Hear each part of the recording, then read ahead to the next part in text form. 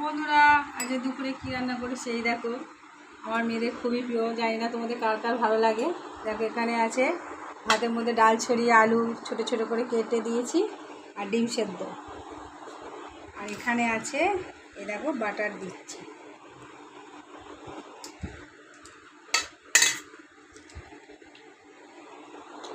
এই দিয়ে দিলাম বাটার।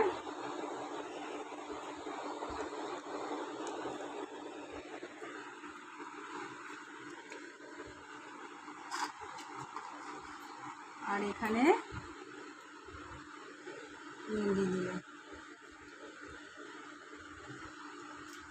তো রোজ রোজ তো মাছ মাংস অনেক কিছুই খাওয়া হয়, আর খেতে ভালো লাগছে না। মেয়েরা বললো আজ মা এরম রান্না করো। আর তার সঙ্গে আছে দেখো 5 মিশরি আচার। তো বন্ধুরা আজকে ভিডিওটা কেমন লাগলো অবশ্যই জানিও। ভালো লাগলে লাইক করো, কমেন্ট করো।